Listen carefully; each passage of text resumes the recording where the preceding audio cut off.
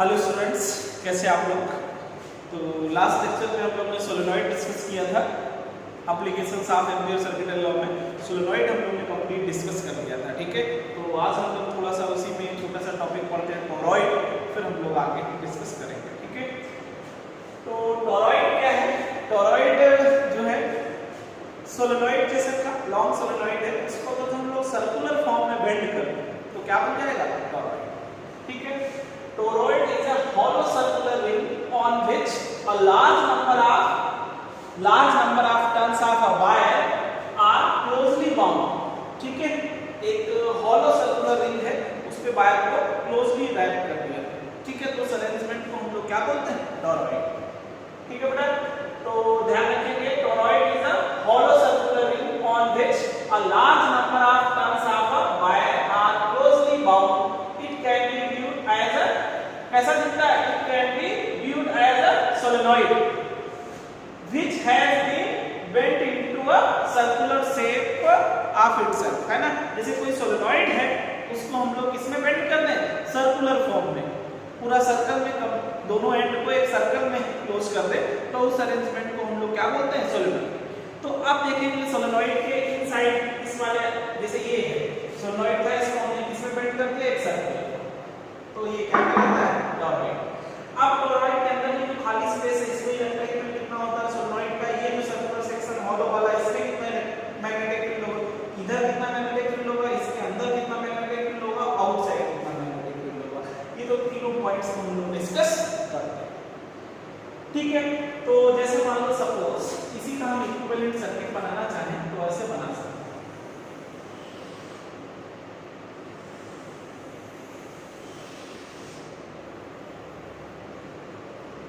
ठीक है, अब इसमें पता है जो वायर रैप है, इधर से देखो अंदर जा रहा है, इधर से बाहर आ रहा है, इधर अंदर जा रहा है, फिर बाहर आ रहा है, ऐसे रहेगा। बाहर आ रहा है, करंट डायरेक्शन ऐसा है, तो बाहर आ रहा है, बाहर आ रहा है, तो हम लोग इधर अंदर जा रहे हैं, इधर क्या बना सकते हैं? क्रॉस।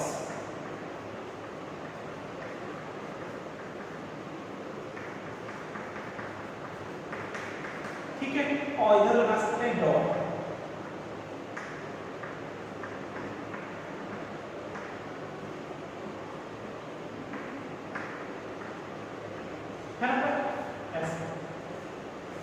देखो इधर से वायर आ रहा है, करंट डायरेक्शन अंदर की तरफ है ना, इसका मतलब इधर से बाहर आ रहा होगा, इधर अंदर जा रहा होगा, फिर इधर से बाहर आ रहा है, अंदर जा रहा है, फिर बाहर आ रहा है, अंदर जा रहा है, ऐसा। तो इधर से बाहर आ रहा तो डायरेक्शन किधर होगी? डाउन, आउटवर्ड करंट की इधर इनवर्ड, तो इनवर्ड हो गई, तो हम लोग इसको किससे रिप्रेजेंट कर दिया है? क्रॉस से। आउटवर्ड है, करंट इधर से आ रही होगी, ऐसे रहने देंगे। ठीक है, तो डॉट किसको रिप्रेजेंट कर रहे हैं? मैग्नेटिक करंट की डायरेक्शन इधर है, आउटवर्ड, और क्रॉस रिप्रेजेंट कर रहे हैं इनवर्ड। ठीक है, तो इसमें भी 3 पॉइंट्स ले लेते हैं सपोज, है ना। ये सेंटर है, इसका सेंटर से मान लो r1 डिस्टेंस पे कोई पॉइंट P है, इस पॉइंट मान लो यहां से P पॉइंट पे मैग्नेटिक फील्ड फाइंड करना था। P पॉइंट पे कितना मैग्नेटिक फील्ड है? Q पॉइंट पे मैग्नेटिक फील्ड आउटसाइड निकाल लेते हैं, और इनसाइड निकालना है, कोई एक पॉइंट इधर ले लेंगे। ठीक है, तो r1 रेडियस में हम लोग ने कोई पॉइंट P ले लिया। ठीक है, अब मान लो Q पॉइंट पे मैग्नेटिक फील्ड फाइंड करना है, तो ये ले सकते हैं। ये मान लेते हैं रेडियस जो है R2, और अंदर कोई पॉइंट लेना है इनसाइड। ठीक है, अच्छा इसमें करंट डायरेक्शन ऐसे ये लिखा है, तो इसमें जब ये करंट ऐसे है अंदर, है ना, इधर अगर तो हम लोग राइट हैंड थंब रूल से अगर तो हम लोग डायरेक्शन देखेंगे, तो इधर से ऊपर आ इधर जा रहा है, तो मैग्नेटिक फील्ड लाइंस ऐसे ड्रॉ, देखो मैग्नेटिक फील्ड लाइंस ऐसे ऊपर ऊपर, है ना। तो इस डायरेक्शन में इसके अंदर मैग्नेटिक फील्ड लाइंस होंगी, ऐसा होगा अंदर मैग्नेटिक ऐसे, ये मैग्नेटिक फील्ड ऐसे, इनसाइड भी मैग्नेटिक फील्ड आएगा। इसे सोलेनॉइड के आउटसाइड मैग्नेटिक फील्ड को P पॉइंट पे निकालेंगे, तो इसी को सीधा कर दो, ये भी आउटसाइड हो गया सोलेनॉइड, ये भी आउटसाइड, तो आउटसाइड मैग्नेटिक फील्ड कितना होता है? सोलेनॉइड 0, लेकिन इनसाइड तो होता था, तो वैसे इसमें है इनसाइड मैग्नेटिक फील्ड आ जाएगा, मैग्नेटिक फील्ड लाइंस अंदर ऐसे कुछ है।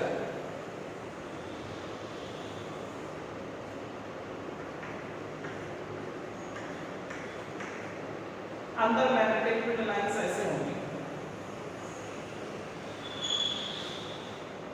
अंदर मैग्नेटिक फील्ड लाइंस होंगे। ठीक है, तो कितना मैग्नेटिक फील्ड अंदर होगा ये तो हमको पता चल गया किस डायरेक्शन में होगा, लेकिन कितना मैग्नेटिक फील्ड होगा हम लोग को सपोज फाइंड करना है।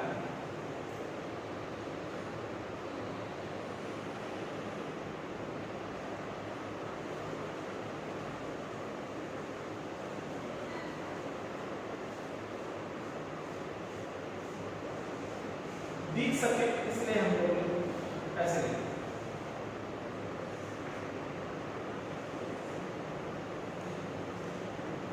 ये डिस्टेंस r1 ले लेंगे, r2 ले लेंगे। ठीक है, और अगर तो इन साइड कहीं पे निकालना है तो ऐसा कर लेते हैं, r डिस्टेंस पे कोई पॉइंट s ले लेते हैं। ठीक है, अब इस s पॉइंट पे कितना मैग्नेटिक फील्ड होगा वो हम निकाल लेंगे। तो ऐसा करते हैं, जैसे सबसे पहले पॉइंट P निकालें, एट s फर्स्ट ले लेते हैं, एट पॉइंट P। ठीक है, at point P magnetic field find करें। आउटसाइड ये टोरॉइड है ना, तो हम लोग क्या करेंगे, P पॉइंट पे निकालना है तो P को रेडियस P r1 रेडियस का एक एम्पीरियन लूप बनाएंगे, तभी एम्पीयर बाय अप्लाई होगा एम्पीयर सर्किल लॉ। तो एक हम r1 रेडियस का एक एम्पीरियन लूप बना लेंगे।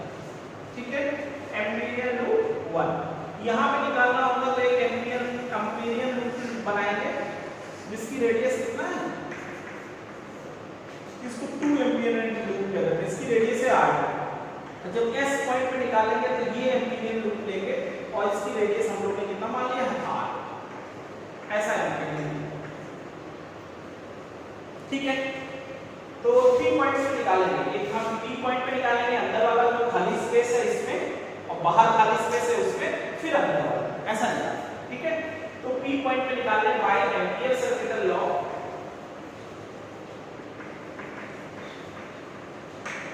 क्या होता है, line integral of magnetic field, line integral of magnetic field कितना होता है, म्यू नॉट टाइम्स होता है इनक्लोज्ड करंट, इनक्लोज्ड करंट। ठीक है, तो इंटीग्रेशन VdL और म्यू नॉट इनक्लोज्ड करंट क्या है, 0, क्योंकि इसके अंदर इस वाले स्पेस में कोई करंट नहीं, तो करंट 0 है तो इनसाइड मैग्नेटिक फील्ड कितना आ जाएगा, 0। अब अगर हम लोग केस क्या ले second, at point Q point जो है आउटसाइड है, आउटसाइड है, तो जब हम लोग इस सेकेंड एम्पीरियन लूप में लेंगे, इन फर्स्ट एम्पीरियन लूप है ना, फर्स्ट एम्पीरियन लूप में हम लोग ने लिया था, अब सेकेंड एम्पीरियन लूप में ले लेंगे, सेकेंड एम्पीरियन लूप में लेंगे तो बाय एम्पीयर्स लॉ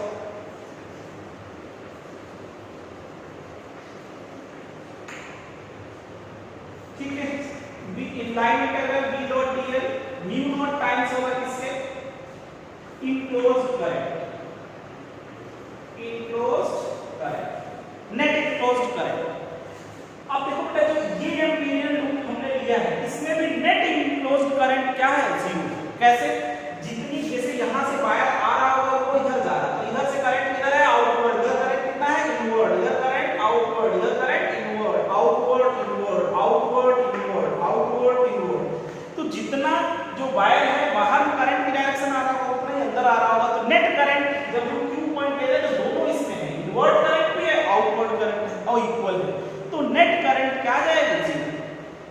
जो सेकेंड एम्पीरियन लूप है उसमें इनवर्ड करंट और आउटवर्ड करंट क्या है, सेम है, समझ रहे हो ना, आउटवर्ड करंट है वैसे इनवर्ड करंट है, तो नेट करंट इसमें भी क्या हो जाएगा, 0।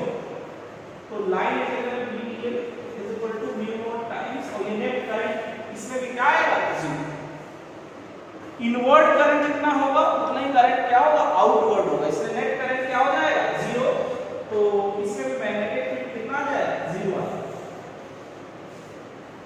लेकिन जब हम लोग फाइंड करेंगे इसमें यहां पे S, ये एट पॉइंट S,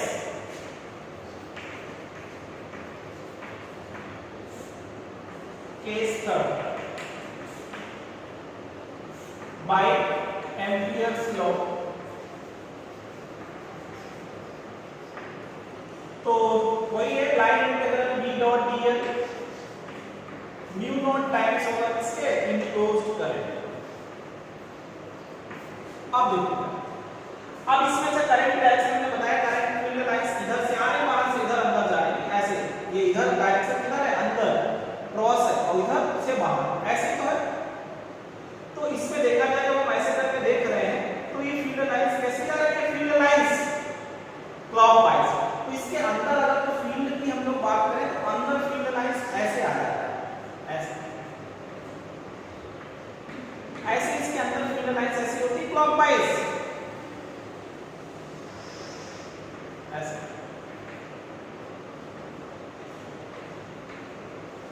ऐसे अंदर फील्ड लाइंस होंगी।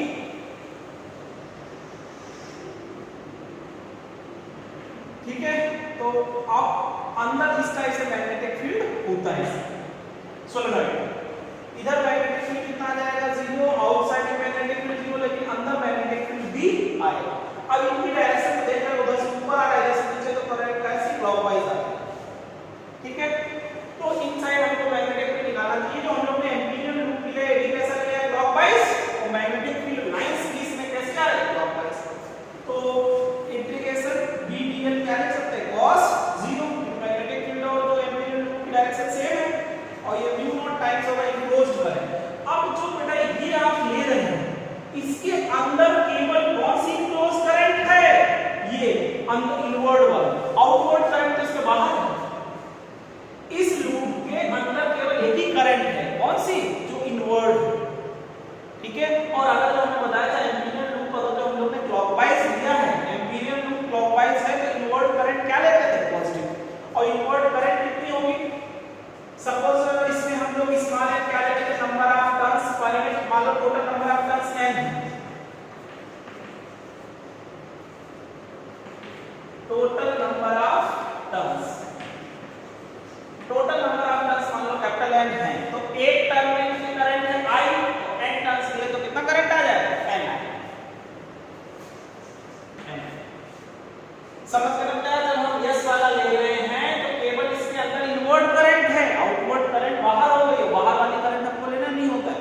ठीक है, और क्लॉकवाइज लूप लिया है तो इनवर्ड करंट को पॉजिटिव लेंगे ही, तो कितनी करंट है, तो b बाहर कर लो, इंटीग्रेशन इसमें हो जाएगा dl पॉजिटिव 1 हो गया, म्यू नॉट टाइम्स ni, और b और ये कितना बन जाएगा, 2 पाई r म्यू नॉट और ni।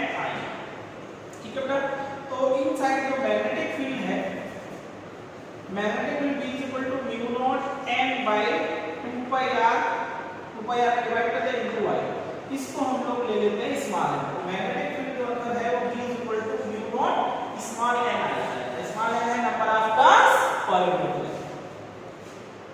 वे लेंथ कितनी है, सर्कल है तो 2 पाई r ही लेंथ है, तो देखा जाए तो फॉर्मूला वही सोलेनॉइड वाला है, inside magnetic field mu naught n आता था, वहां स्मॉल n क्या होता था, कैपिटल N बाय L, यहां पे होगा capital N bye 2 pi r। ठीक है, तो सेम फॉर्मूला आता है, तो टोरॉइड के inside magnetic field mu naught ni इसमें, और इधर आउटसाइड पॉइंट पे मैग्नेटिक फील्ड क्या होगी, 0।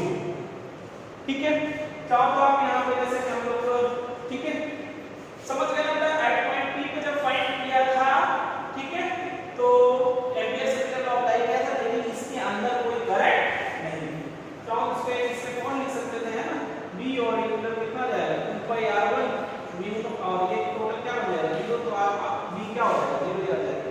वैसे इधर भी इसमें जो सेकंड एम्पीयर लूप था Q पॉइंट निकालने के लिए, इसमें भी नेट करंट 0 है, क्योंकि जितनी इनवर्ट करंट है आउटवर्ड दोनों अंदर आ रहा है, जब हम यस ले तो केवल इनवर्ट करंट आएगा, आउटवर्ड बाहर नहीं। ठीक है, तो इसमें भी वैसे ही हम लोग जब लेंगे तो B और इधर 2 पाई r2, लेकिन टोटल तो क्या हो जाएगा, 0 हो जाएगा, तो मैग्नेटिक क्या जाएगा, 0 आ जाएगा। तो ये थोड़ा सा ध्यान रखना, ऐसा है फॉर्मूला सेम है। तो टोरॉइड के इनसाइड मैग्नेटिक फील्ड कितना आ जाता है, mu naught small n i, और हियर स्मॉल n की वैल्यू क्या है, small n is equal to capital N bye 2 pi. ध्यान रखना। ठीक है बेटा, ये रेडियस आ गई है।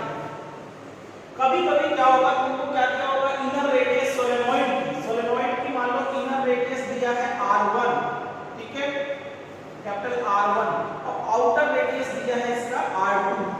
इनर रेडियस R1 और आउटर रेडियस कितना ले लिया, R2। तो ये जो स्मॉल r की वैल्यू है ना, स्मॉल r, इस स्मॉल r को हम लोग क्या लिख सकते हो, बताओ,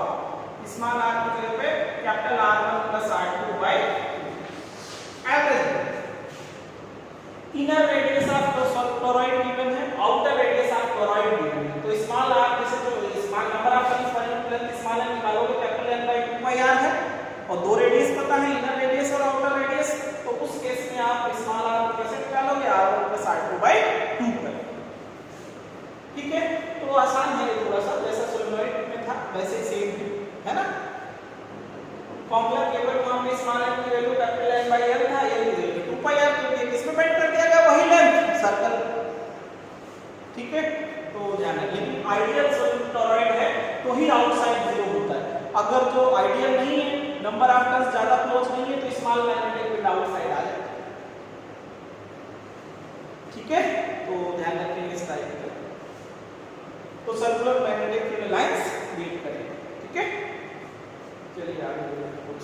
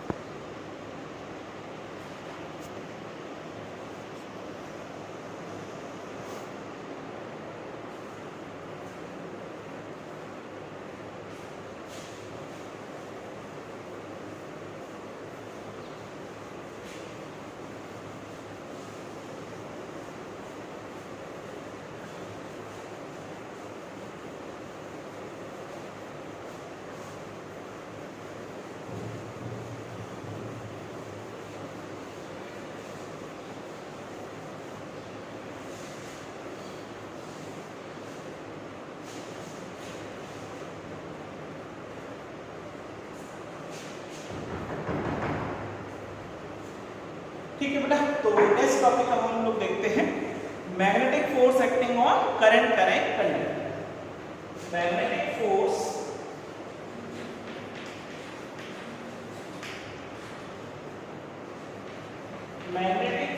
acting on current carrying conductor.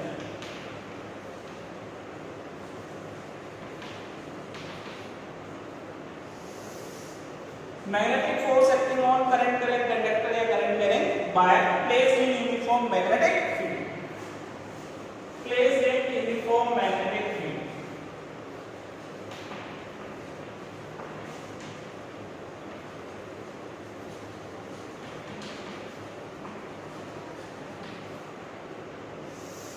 Placed in uniform magnetic field.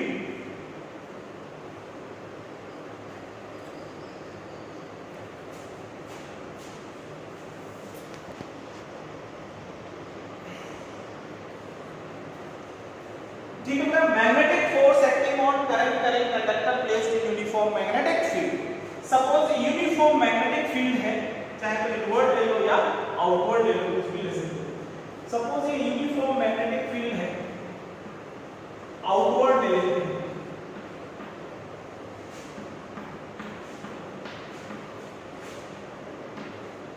Outward magnetic field, outward इधर हो जाएगा, डॉट लगा इसका मतलब आउटवर्ड मैग्नेटिक फील्ड है।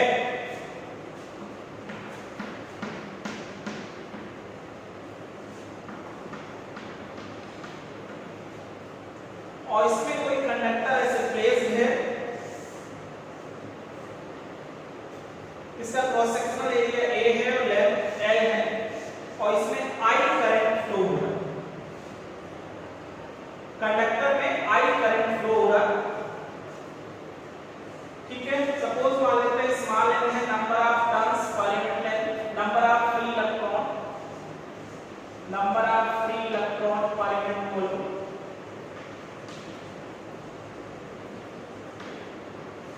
Number of free electron per unit volume. हर एक इलेक्ट्रॉन की पे चार्ज E होता है और ड्रिफ्ट वेलोसिटी मान लो v। ठीक है। कंडक्टर के अंदर फ्री इलेक्ट्रॉन्स होते हैं, किस डायरेक्शन में मूव कर रहे होंगे आप डायरेक्शन निकाल सकते हो। हर एक इलेक्ट्रॉन पे, कोई इलेक्ट्रॉन पे कंडक्टर के अंदर क्या होता है बेटा, फ्री इलेक्ट्रॉन। जैसे मान लो हमने इसमें एक ये फ्री इलेक्ट्रॉन लिया है जिसपे मैग्नेटिक फोर्स किस डायरेक्शन में लग रहा होगा चेक करो। तो मैग्नेटिक फोर्स की डायरेक्शन किससे निकालते थे, फ्लेमिंग लेफ्ट हैंड। ये क्या होता था, मैग्नेटिक फील्ड डायरेक्शन, ये मोशन ऑफ चार्ज की डायरेक्शन और ये फोर्स पॉजिटिव चार्ज के लिए। नेगेटिव चार्ज में भी ऐसे निकालते थे, केवल डायरेक्शन रिवर्स कर देते थे। अब इसमें देखो बेटा, मैग्नेटिक फील्ड किधर है, बाहर है, और इलेक्ट्रॉन ठीक है किस डायरेक्शन में मूव कर रहा है, सपोज मान लो इधर मूव कर रहा है लेफ्ट साइड, ठीक है इधर की तरफ। तो फोर्स, मैग्नेटिक फोर्स इसमें किधर लगेगा, अपवर्ड, अपवर्ड आ रहा मैग्नेटिक फोर्स इस रूल से। लेकिन नेगेटिव चार्ज है तो फोर्स किधर लगेगा, डाउनवर्ड लगेगा। इस पे मैग्नेटिक फोर्स देखेंगे ना, मैग्नेटिक फोर्स डाउनवर्ड लगेगा,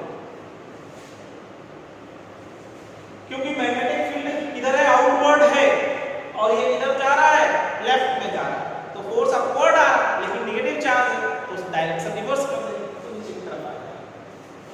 ठीक है, तो हर एक इलेक्ट्रॉन पे कितना मैग्नेटिक फोर्स लगा होगा, magnetic force acting on each electron, magnetic force acting on each electron. तो magnetic force acting on each electron, magnetic force का फॉर्मूला F इक्वल टू क्या ले लेते थे, QBB sin theta. F equal to QBB sin theta, ठीक है। तो F equal to Q कितना है, माइनस E है ना, velocity, drift velocity, magnetic field B और sin, ठीक है 98। परपेंडिकुलर मैग्नेटिक फील्ड लिया है ना, आउटवर्ड है परपेंडिकुलर को उसको क्या अंदर घूम रहे होंगे, तो मान लिया थीटा 0, मतलब थीटा 90 cos 90 sin 90 1 हो जाएगा, तो माइनस E और BD भी आ गया। ये तो मैग्नेटिक फोर्स एक्टिंग ऑन क्या है, वन इलेक्ट्रॉन है। तो magnetic force acting on conductor निकाले, magnetic force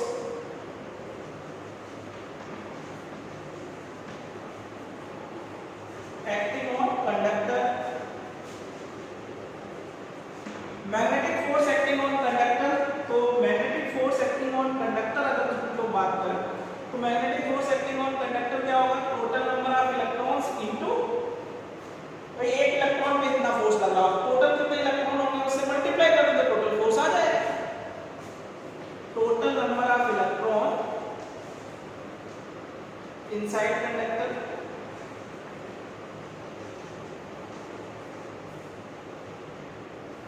into force acting on each electron,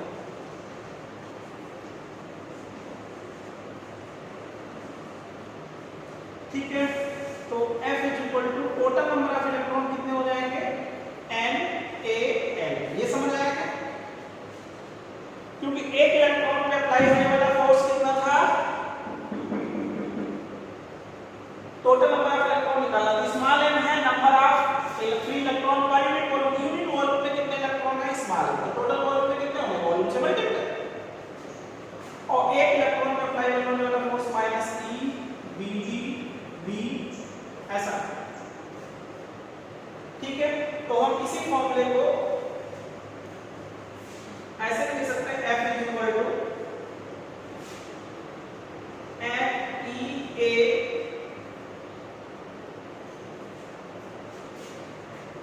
NEA BD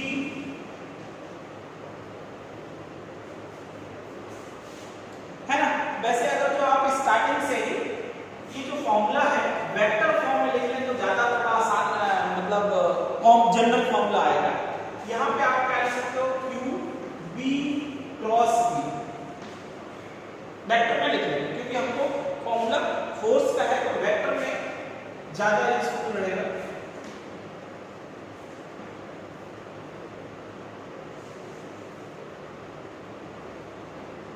vector form में BD क्रॉस B ऐसा है। पहले तो हमने जनरल फॉर्मूला लिखा था कि force acting on each electron किससे, by Lorentz force equal to QBB, velocity, और चार्ज कितना था माइनस ई, और वेलोसिटी क्या है, ड्रिफ्ट वेलोसिटी है, मैग्नेटिक फील्ड। तो हम इसको ऐसे लिख लेंगे माइनस ई और इधर B D cross B. Vector में लिखना ज्यादा आसान है क्योंकि जनरल फॉर्मूला हम लोग को बनाना था इसलिए, ठीक है। माइनस ई और बी डी क्रॉस बी, ऐसा होता है ना। तो अब इसको थोड़ा सा हम इसको देखो ऐसे लिख सकते हैं, F is equal to minus M E A L, ठीक है, और इधर है बी डी क्रॉस बी, ठीक है। माइनस साइन इसकी वजह से है कि जो लेंथ वेक्टर है और ड्रिफ्ट वेलोसिटी वेक्टर कैसे होता है, अपोजिट। तो अगर जो हम इसी को ऐसे लिखें, ये इज इक्वल टू माइनस हटाएं N E A B D और एल क्रॉस बी, ऐसे लिख सकते,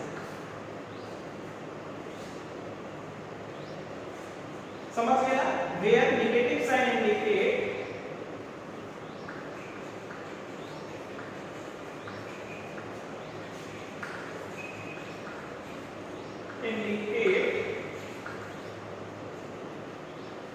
length vector and drift velocity vector are opposite,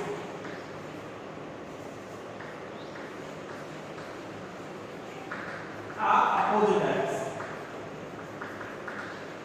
तो अगर जो हम यहाँ पे ड्रिफ्ट वेलोसिटी के n वेक्टर लिखेंगे तो माइनस हट जाएगा, ठीक है। और i, ये जो n e है ये किसका फॉर्मूला होता है, i का। तो f इज इक्वल टू कितना आ जाता है, i और l क्रॉस b, ये है magnetic force acting on current conductor. f is equal to i l cross b, vector form में ही याद रखना है, ठीक है। और इसमें भी मैग्नेटिक फोर्स की direction Fleming left hand, magnetic field की डायरेक्शन, ये करंट की डायरेक्शन, और ये फोर्स इसी डायरेक्शन से आएगा, ठीक है। Four finger in the direction of magnetic field, middle finger in the direction of current flow, then thumb represent direction of force. ये इसी फॉर्मूले को विदाउट, इसको हम लोग ने वेक्टर फॉर्म में लिखा है ना, विदाउट वेक्टर लिखेंगे तो f इक्वल टू क्या लिख सकते हैं, ideal sine, ideal sine theta. तो ये फॉर्मूला होता है f equal to ideal sine theta से निकालते हैं हम लोग, जनरली यूज करते हैं। और वेक्टर में लिखेंगे तो f equal to I L cross B, length vector पे डिपेंड करता है। ध्यान रखिए लेंथ वेक्टर की डायरेक्शन और ड्रिफ्ट वेलोसिटी की डायरेक्शन क्या थी, अपोजिट थी, इसीलिए माइनस आया, ठीक है। तो आसान है कि कंडक्टर पे फोर्स निकालना है तो पहले हम मैग्नेटिक फील्ड, आपको पता है कंडक्टर के अंदर फ्री इलेक्ट्रॉन्स होते हैं जो अंदर कंटीन्यूअस मूव करते हैं। तो फ्री इलेक्ट्रॉन्स मूव कर रहे होंगे तो उन पे मैग्नेटिक फोर्स लग रहा होगा। तो पहले एक इलेक्ट्रॉन पे कितना मैग्नेटिक फोर्स लग रहा है ये फाइंड करते हैं, फिर टोटल कंडक्टर पे निकालना है तो टोटल नंबर ऑफ इलेक्ट्रॉन से मल्टीप्लाई कर देंगे तो टोटल फोर्स आ जाएगा, ठीक है बेटा। तो F vector equal to I L vector cross B vector आएगा वेक्टर फॉर्म में, और यहां हम इसी को फॉर्मूले को लिख सकते हैं F equal to ideal sine theta. Magnetic force जो है एक्टिंग ऑन करंट कंडक्टर जो है वो लेंथ वेक्टर पे डिपेंड करता है, ये इंपॉर्टेंट बात है,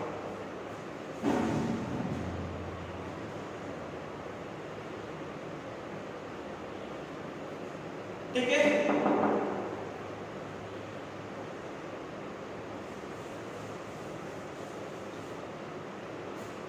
तो ऐसे करके थोड़ा सा ध्यान रखो, ये F इक्वल टू इसका फॉर्मूला होता था Lawrence force, magnetic force acting on moving charge, ठीक है। तो मूविंग चार्ज पे कितना मैग्नेटिक फोर्स लगता था, तो एक इलेक्ट्रॉन पे कितना फोर्स लग रहा है ये निकाला और पूरे इलेक्ट्रॉन से मल्टीप्लाई कर दिया तो पूरे कंडक्टर पे अप्लाई होने वाला फोर्स आता है।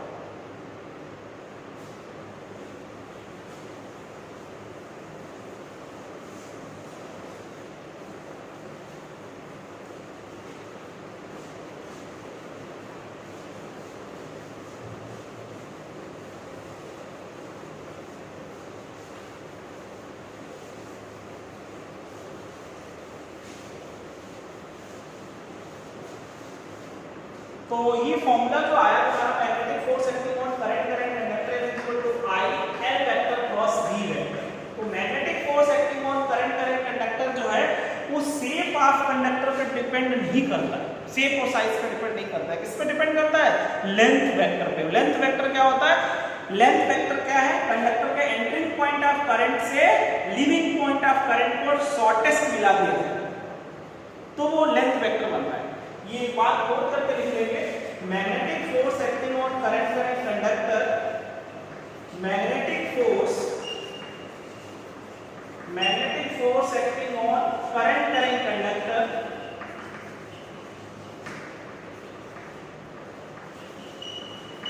magnetic force acting on current carrying conductor does not depend on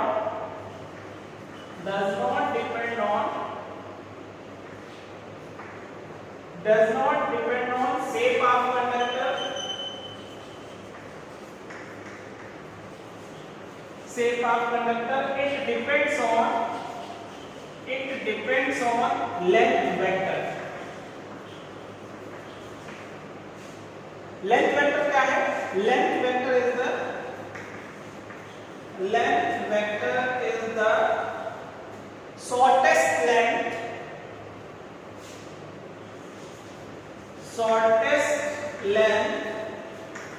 between entering point of current to leaving point of current. Entering point of current in a conductor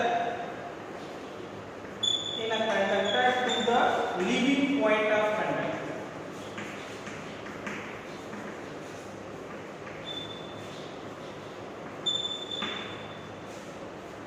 Leaving point of conductor. ठीक है, length vector क्या है? Shortest length between entering point of current in a conductor to the leaving point of conductor, and direction of length vector is same from direction of current. ठीक है, direction of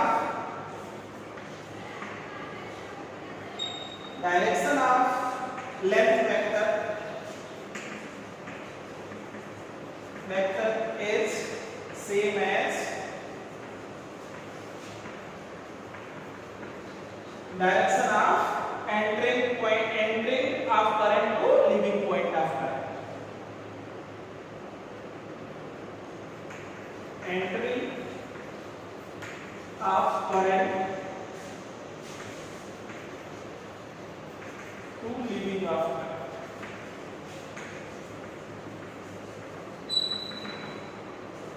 ठीक है, तो ये ध्यान रखना कि magnetic force acting on current conductor does not depend on shape of conductor, it depends on length vector. कैसे चेक कर सकते हैं हम लोग?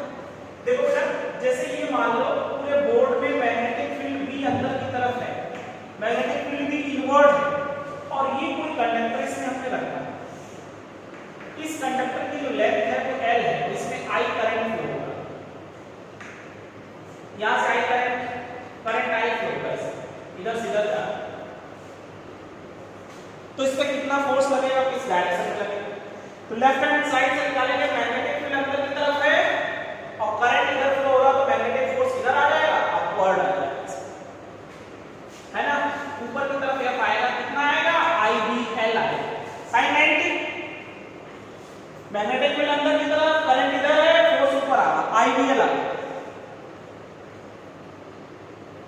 ठीक है, देखो जो QBB sin थीटा फोर्स निकालने के लिए फॉर्मूला था, उसमें तो पॉजिटिव चार्ज है तो जो इस डायरेक्शन से आता था वो सही था, नेगेटिव चार्ज के लिए तो रिवर्स करना पड़ता था, करंट वाले में रिवर्स करने की जरूरत नहीं। ये करंट की डायरेक्शन, ये मैग्नेटिक फील्ड और ये फोर्स, ठीक है, तो इस तरह से फोर्स ऊपर आ जाएगा। अगर यही स्ट्रक्चर ऐसा हो, सेमी सर्कल में बेंड कर, सेमी सर्कल, और इसमें I करंट ही फ्लो हो रहा है, ऐसा है, जैसे ये वो था वैसे इसमें सेमी सर्कल में बेंड है, I करंट फ्लो हो रहा है, लेकिन ये लेंथ अभी भी L वेक्टर के बराबर है, L वेक्टर ही, यहां से करंट बेंड हो रहा है। अब इसमें वही मैग्नेटिक फील्ड भी अंदर की तरफ है, इस पे कितना फोर्स लगेगा? तो अभी भी ऊपर की तरफ ही लगेगा, या तो कितना लगेगा? IBL, क्यों? इसकी लेंथ बराबर है। अगर तो ये लेंथ अभी भी इस लेंथ के बराबर है तो फोर्स भी क्या आएगा? सेम आएगा। साइज पे डिपेंड, शेप पे डिपेंड नहीं करता। स्ट्रेट था ये सब सेमी सर्कुलर से नहीं, यहां से यहां तक की लेंथ इफेक्टिव है। ऐसा है मान, यहां से ऐसे करेक्ट होना है ऐसे आप पूछो। और ये कह रहा है कि लेंथ L वेक्टर दी है और ये मैग्नेटिक फील्ड B में अंदर की तरफ कितना फोर्स लगेगा, तो पूरे पे फोर्स अभी भी F इक्वल टू कितना लग रहा होगा, IBL भी लग रहा है। अगर तो ये लेंथ सेम है एंट्री पॉइंट ऑफ करंट और लीविंग पॉइंट ऑफ करंट, तो फोर्स IBL भी आएगा निकालो जैसे। अब यहां से आकर निकालेंगे, इसमें तो कितना आएगा, इसमें जितना आएगा और इसमें जितना आएगा, इधर जितना आएगा इधर जितना आएगा उतना इसका अपोजिट इसमें आ जाएगा, कैंसिल हो जाएगा। नेट फोर्स इन्हीं की वजह से होगा। तो ये देखो चाहे मैग्नेटिक फील्ड जब हम इसमें निकालेंगे तो इधर आएगा और जब इसमें निकालेंगे तो इधर आएगा। इधर वाले की वजह से फोर्स और इन दोनों की वजह से फोर्स कैंसिल हो जाएगा, फोर्स इन्हीं की आएगा, सेम फोर्स आएगी नहीं आएगा। अगर तो लेंथ वेक्टर सेम है, लेंथ वेक्टर सेम है तो फोर्स भी क्या आएगा, सेम आएगा। ध्यान रखना है magnetic force does not depend on shape of conductor, it depends on length vector. और लेंथ वेक्टर क्या है, length vector is the shortest length between entry point of current to the leaving point of current. ध्यान रखना, ठीक है। तो ये important बात है। अगर जो मान लो कहा जाए आपसे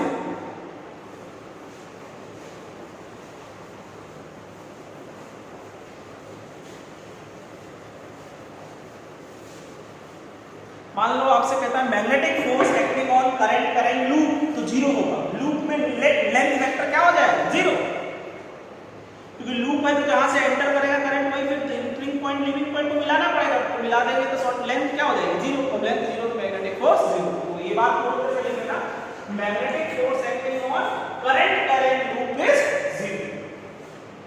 magnetic force acting on current carrying loop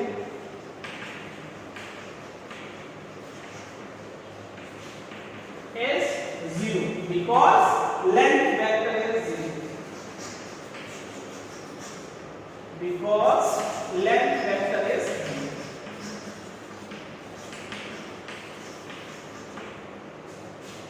ठीक है।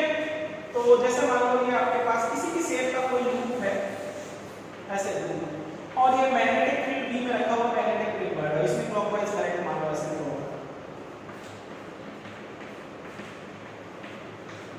तो magnetic force on loop net force पूछा जाए तो नेट फोर्स क्या होगा, जीरो। क्यों, अच्छा मैग्नेटिक फील्ड अंदर की तरफ है, करंट इसमें जैसे ऊपर की तरफ जा रही है, तो इधर मैग्नेटिक फोर्स आएगा बाहर, कहीं भी निकालो बाहर आएगा। तो इसमें कहीं पे भी निकालोगे तो बाहर आएगा, इसका शेप बदल जाएगा और ये सर्कल में करना, क्योंकि मैग्नेटिक फील्ड अगर इनवर्ड है क्लॉकवाइज करंट फ्लो हो रही है तो इसमें मैग्नेटिक फोर्स इधर आ जाएगा, आउटवर्ड आएगा। कैलकुलेट में देखो मैग्नेटिक फील्ड अंदर आएगा तो फोर्स ऐसे F इधर आएगा तो F इधर नहीं पाएगा, F अपवर्ड आएगा तो F इधर आएगा, डाउनवर्ड भी आएगा। नेट फोर्स लेकिन पूछा जाए तो जीरो आएगा। इधर भी लग रहा होगा फोर्स F, इधर भी लग रहा होगा, इधर भी लग रहा होगा, लेकिन नेट फोर्स जीरो, लेकिन इसका शेप बदल जाएगा। लेकिन अगर ये एंटी क्लॉकवाइज करंट होती तो और कॉन्ट्रैक्ट हो जाता है, क्योंकि फोर्स इधर आ जाता है, इनवर्ड आ जाता है। समझ गए ना। तो ध्यान रखना, तो लूप है तो नेट फोर्स जीरो ही होगा, क्योंकि उसमें लेंथ वेक्टर क्या हो जाता है, जीरो हो जाता है। लेकिन अगर जो बाहर की तरफ फोर्स लूप में लग रहा है तो उसका साइज बदल जाता है, सर्कल में कन्वर्ट हो जाएगा, चारों तरफ से रिपल होगा। ठीक है। और यही अगर जो करंट एंटी क्लॉकवाइज होती तो कॉन्ट्रैक्ट हो जाता है। ठीक है। तो ये IBL जो फॉर्मूला है बहुत आसानी से ले लिया जाता है, लेकिन इसको अप्लाई करना बहुत इंपॉर्टेंट बात है। ध्यान रखना है किस पे डिपेंड करता है, लेंथ वेक्टर पे। वैसे तो जो फॉर्मूला है QVB से ही बना सकते थे, QVB साइन के से IBL बनाएगा तो बहुत बड़ी बात नहीं। ठीक है। अब इसमें जैसे Q को पॉइंट T करंट बनाने के लिए T से मल्टीप्लाई कर लो, T से डिवाइड कर लो, है ना। और BD को मान लो तो आपने B रखा चलो और टाइम से मल्टीप्लाई कर लो।